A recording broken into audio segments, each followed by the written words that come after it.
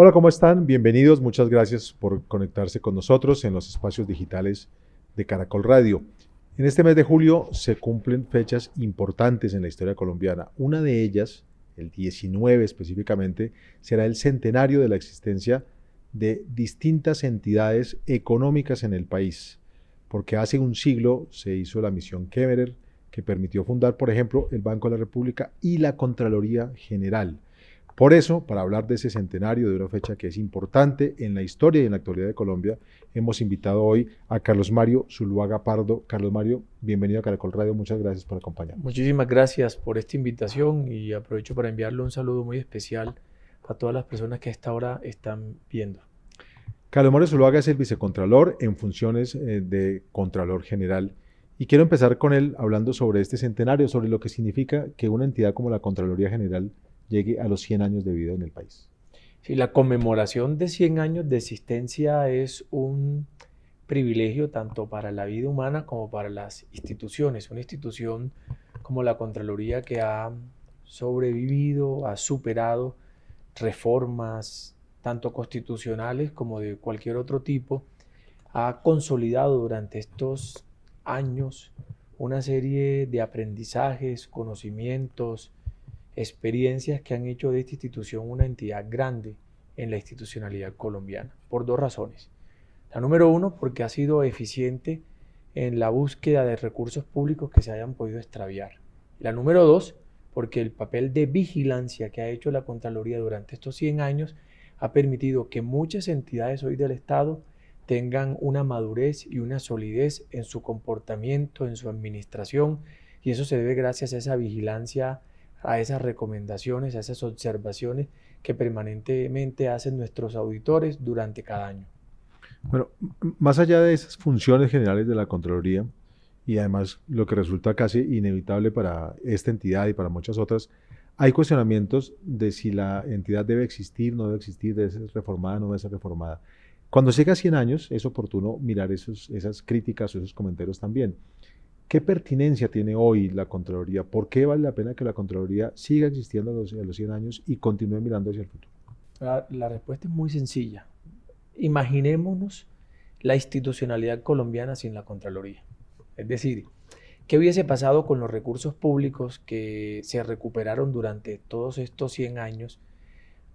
¿Qué hubiese pasado con todas las observaciones, los planes de mejora que las instituciones vigiladas por la Contraloría cada año realizan para mejorar y perfeccionar el buen ejercicio de la administración pública, la correcta administración de los recursos, la adecuada aplicación de todos los principios y las normas de contratación, que son además elementos que verificamos cada vez que se realiza una auditoría? Imagínense 100 años sin la existencia de una entidad como la Contraloría, que no solamente ha recuperado recursos, que no solamente ha identificado desfalcos, que no solamente ha identificado desviaciones de proyectos que no han sido terminados.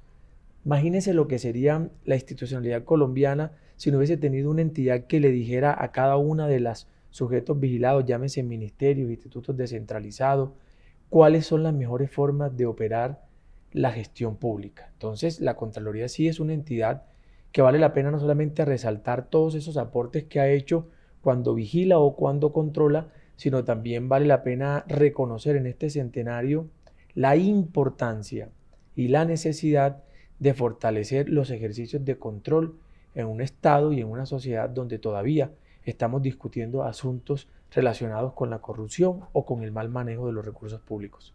Mencionaba usted, Carlos Mario, las distintas reformas que ha tenido la Contraloría. Mencionó que ha sido, por supuesto, en estos años varias veces reformada. Hay una reciente. Esa reforma última de la Contraloría terminó ya de aplicarse. ¿El modelo de Contraloría que hoy tenemos es como está quedando o falta algo por aplicar de esa última reforma? Miren, esta es una entidad que se ha transformado mucho. Nosotros arrancamos haciendo auditorías, esta entidad en sus inicios, con calculadora, con lápiz, con regla. Hoy esta es una entidad que utiliza sistemas modernos de información para poder procesar bases de datos en tiempo real. Hoy podemos saber qué se contrató en el país, qué está publicado en las tiendas de compras, qué está publicado en SECOP.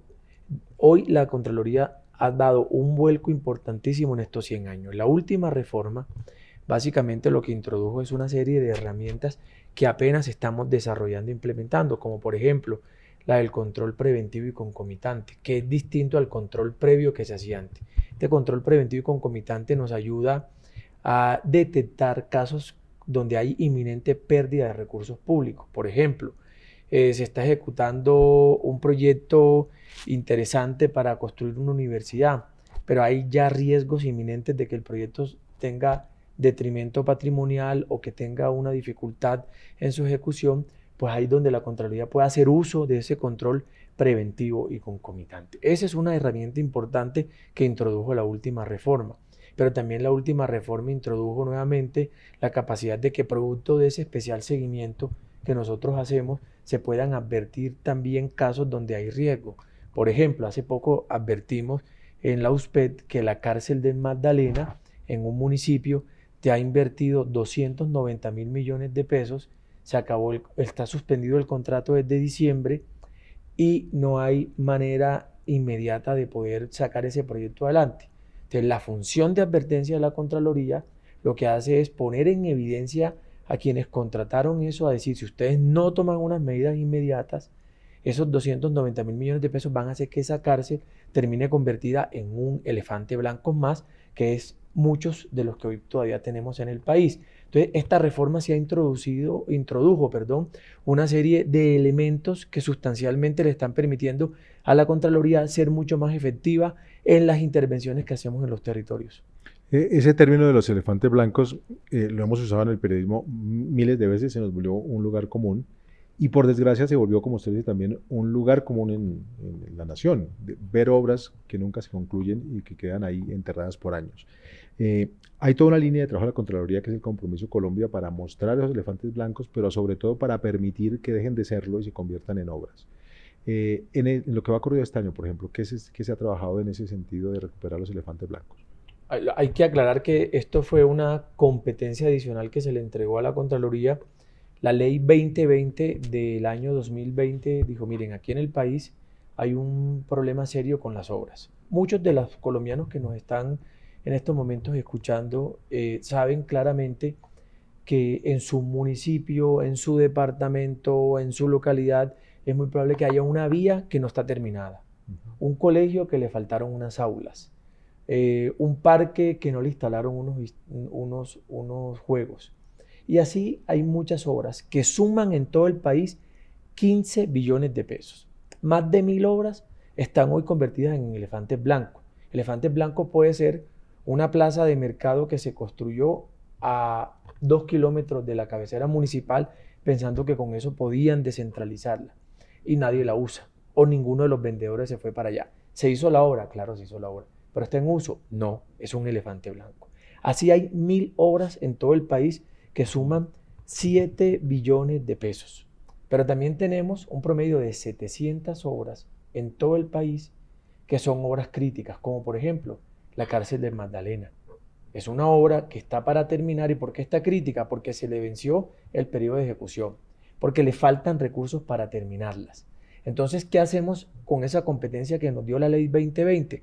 Volver a sentar con el respaldo de la Contraloría al contratista, al contratante y empezar a buscar las soluciones para resolver controversias jurídicas, dificultades de presupuesto y hacer que estas obras inconclusas, elefantes blancos y proyectos críticos encuentren un camino y las obras finalmente las disfruten las comunidades. En estos 9 meses hemos logrado que se entreguen en todo el territorio nacional 69 obras, como por ejemplo, hace 8 días estuvimos en San José del Guaviare acompañando, inspeccionando unas obras de recuperación de los muros de protección de la ladera del río de San José del Guaviare, que protege un centenar de casas, que si no tuviesen esas obras ahí, las casas están en riesgo de que por erosión o por impacto del agua se puedan caer. 22.000 millones de pesos, pero tenían dificultades para terminar. La Contraloría entra, acompaña ese proceso y se resuelve, o como hicimos en una de las nuevas áreas de las sedes de la universidad en Mocoa. Así tenemos muchos casos de 69 obras que hemos acompañado. El reto que tenemos en estos 4 años o en el periodo que duremos en la Contraloría es que podamos impulsar el mayor número de obras para que no sean más elefantes blancos o no sean obras inconclusas. Y queremos que esos 14, 15 billones de pesos se reduzcan considerablemente en bienestar, en más parques, en más escuelas, en más viviendas, en más sistemas de saneamiento básico y de agua potable. Otro de los recursos novedosos que tiene la Contraloría para hacer este tipo de trabajos es el de la aplicación de las medidas cautelares en esos casos en que usted dice que hay evidencia de que algo está funcionando mal.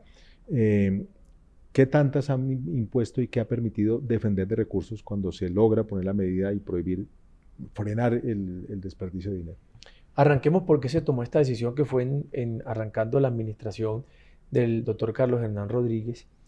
Se hizo porque cuando llegamos en el informe de empalme encontramos que hay o existen en la Contraloría 10 billones de pesos en fallos de responsabilidad fiscal que están responsables 7.000 personas naturales y jurídicas. Entonces, claro, dijimos, hay que recuperar esa cartera. Entonces, cuando uno se va a hacer todo el proceso de búsqueda de bienes, de cuentas bancarias, para poder decir, esta persona responsable fiscal tiene esta casa, se la embargamos para poder recuperar parte de los recursos que se perdieron. Pues, ¿cómo le parece que esos recursos casi que son irrecuperables o que la cartera, digamos, va a ser mucho más difícil de recuperar por dos razones? Porque están ilíquidos, porque están insolventes o porque sencillamente hicieron movimientos para hacer que sus bienes durante el proceso que dura el litigio de la responsabilidad fiscal. Una auditoría dura 6 meses, un proceso puede durar 3 años. Entonces uno habla aquí de 4 años en promedio, desde que la persona sabe que puede ser responsable y condenada fiscalmente, se insolventa. Entonces encontramos 10 billones de pesos que no podemos recuperar. Antes era la excepción. De vez en cuando se decretaban medidas cautelares cuando iniciábamos el proceso, es decir, antes del fallo. Hoy, la decisión que se tomó con esa resolución donde no solamente se decretan medidas cautelares cuando hay o está el inicio del proceso, sino también cuando se puede hacer el levantamiento del velo corporativo, que era una competencia que traía el Estatuto Anticorrupción que le había dado los órganos de control. Nosotros no solamente estamos decretando medidas cautelares cuando se inicia el proceso. Mire, aquí hemos aperturado en los 8 o 9 meses que va corrido del periodo que llegamos a la Contraloría, procesos de responsabilidad fiscal por el orden de 4.2 billones de pesos. Encontramos en fallos 10 billones, pero ya nosotros en 9 meses hemos aperturado procesos por el orden de 4.2 billones de pesos. Entonces fíjese que estos 10 billones son el resultado de muchas otras administraciones. Nosotros en 9 meses llevamos apertura de procesos por 4.2 y esos 4.2 procesos, la gran mayoría de ellos tienen decretamiento de medidas cautelares. Es decir, hay casas, bienes embargados, porque lo que queremos es cuando estos fallos terminen, podamos tener una recuperación efectiva del recurso público. Eso significa que la mayoría de los 4.2 billones que usted cita, el Estado podrá recuperarlos. Los podrá recuperar. Si se termina demostrando la responsabilidad fiscal de quienes hoy están bajo estas medidas. Como mencionó usted también, la posibilidad de levantar el velo corporativo en la resolución de la Contraloría. ¿Se ha aplicado ya esa medida que permite llegar hasta los socios, los accionistas de una compañía que está en investigación? Tenemos 3 unidades que operan jurídicamente este negocio, que es la Unidad Anticorrupción de Especiales de Delitos contra la Corrupción, la Unidad de Regalías y la Unidad de Responsabilidad Juicios Fiscales. Y en estas unidades hay una instrucción clara de cada proceso que se adelante, sobre todo los de impacto nacional, tengan esta posibilidad, que es el levantamiento del velo corporativo. Muchas empresas, muchas sociedades anónimas que usan la razón jurídica o la persona jurídica para movilizar contablemente los recursos y moverlos de otra manera. El levantamiento del velo corporativo es una competencia que le asiste a la Contraloría para poder revisar el manejo contable y el movimiento de esos recursos financieramente, cómo se fueron. Entonces, es una herramienta importantísima que también estamos utilizando en casos de la Unidad Anticorrupción, lo hemos hecho y lo vamos a seguir haciendo. Lo que sí tienen que tener claro los colombianos, que mientras estemos en este ente de control, mientras estemos en la Contraloría, no solamente conmemorando los 100 años, vamos a hacer la tarea de manera juiciosa como lo hemos hecho. Y las cifras así lo están mostrando. Miren, una cifra más interesante. Nosotros en cobro coactivo hemos recaudado 320.000 millones de pesos en 9 meses. Y en 4 años anteriores se recaudaron 260.000 millones de pesos. ¿Por qué? Porque estamos en la tarea de buscar los bienes, de buscar las cuentas. Hace un par de semanas, un exgobernador de San Andrés que había sido responsable, condenado fiscalmente por daño al patrimonio público, estaba insolvente y compró un inmueble hace un par de semanas, meses, y fue embargado. ¿Por qué? Porque estamos en la tarea de buscar permanentemente que los responsables fiscales respondan por el detrimento que le ocasionaron cuando fueron gestores fiscales al patrimonio público. Esos son resultados importantes y eso es lo que los colombianos tienen que tener la seguridad y la tranquilidad que estamos haciendo la tarea que nos ordena la ley. Usted nos ha hecho un balance en distintos rubros del trabajo de los 9 meses que lleva esta administración de la Contraloría General. Para lo que viene en el segundo semestre de este 2023, ¿qué se puede esperar de la Contraloría? ¿Qué metas tienen en hallazgos, en recuperación de obras, en general el trabajo de control que deben hacer? Hay que continuar el plan de vigilancia fiscal. Aquí hay una continuidad de ese plan estratégico que hace 9 meses con Carlos Hernán Rodríguez definimos un plan estratégico con su liderazgo, definimos unas líneas, se están ejecutando, las vamos a seguir ejecutando. ¿Cuáles son? Plan de vigilancia fiscal para el segundo semestre, volvemos nuevamente a hacer valoración de la ejecución del presupuesto de este primer semestre. Continuaremos con la línea de cobro coactivo para seguir incrementando el recaudo y la idea es que antes de que finalice el año podamos tener por lo menos de estos 360.000 pasar a 450.000 millones, porque la meta de los 4 años es 1 billón de pesos en recaudo por cobro coactivo. ¿Qué vamos a seguir continuando? Con la estrategia de elefantes blancos, compromiso con Colombia. Acabamos de lanzar a Erario, que es el elefante erario que representa el erario público, los recursos que se pueden perder.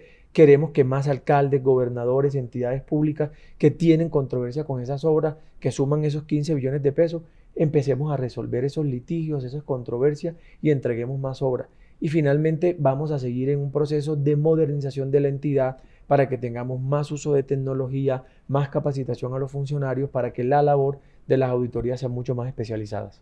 Bueno, lo hemos dicho varias veces, vale la pena recalcarlo. Usted es vicecontralor, está ejerciendo la función del contralor y usted ha mencionado un par de veces a Carlos Hernán Rodríguez, el contralor titular, quien está en un estado de retiro del cargo por un proceso que se cumplió durante su elección. ¿Cómo ve la situación del contralor y los recursos que le ha puesto y qué espera que pase en estos meses? Pues eso es una situación que jurídicamente tendrá que tomar varios caminos.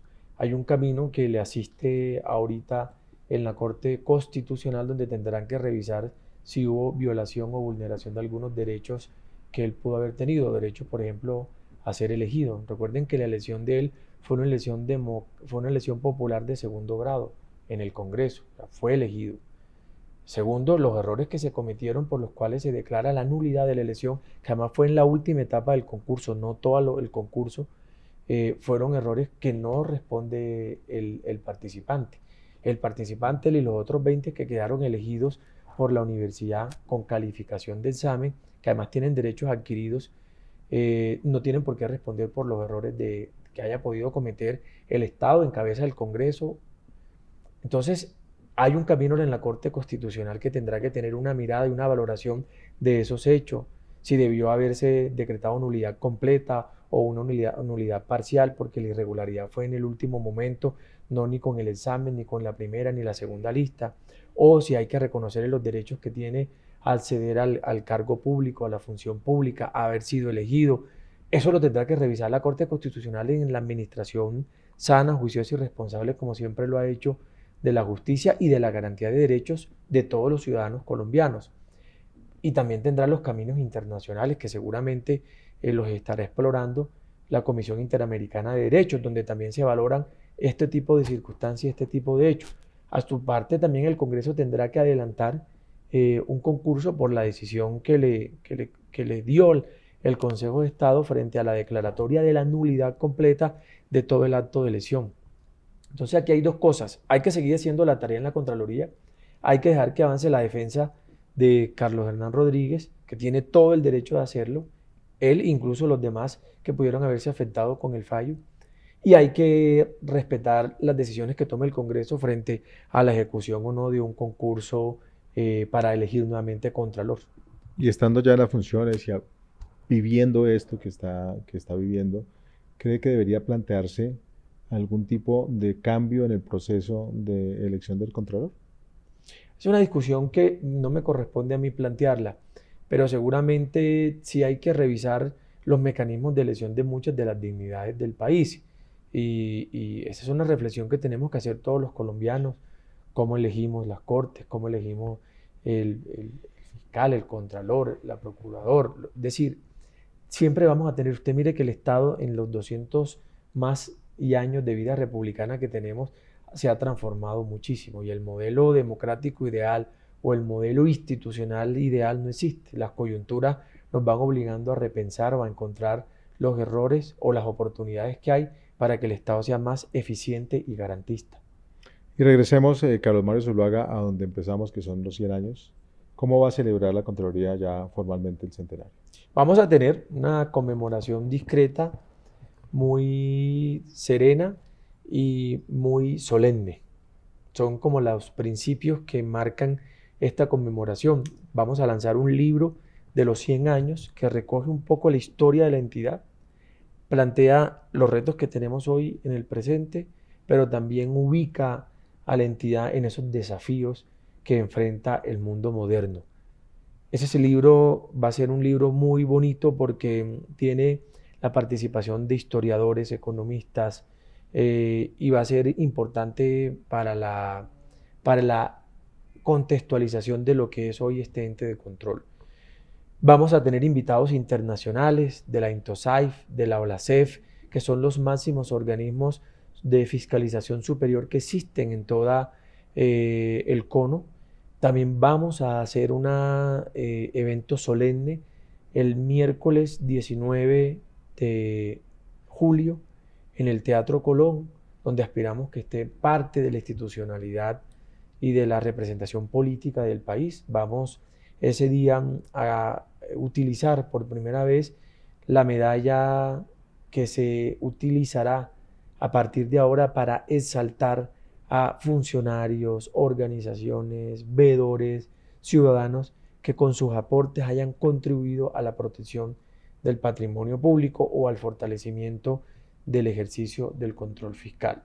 Y vamos a tener unas actividades académicas intensas, lanzamiento de revistas en esta semana, como también vamos a tener un evento final de conmemoración, que es un evento también de capacitación con más de 2.000 funcionarios de la entidad a las afueras de la ciudad, y vamos a hacer un ejercicio de coach, de reflexión, de entrenamiento, que va a servir también como espacio de esparcimiento para la conmemoración de los 100 años, y va a ser el cierre de esta conmemoración y va a ser con los funcionarios de la entidad. Es Carlos Mario Zuluaga Pardo, vicecontralor, ejerciendo las funciones de Contralor General en el centenario de la Contraloría General de la República. Muchas gracias por habernos acompañado este rato en Caracol Radio. Muchas gracias a ustedes. Gracias a todos. Volveremos pronto a los espacios digitales de Caracol Radio con más temas de interés para los colombianos.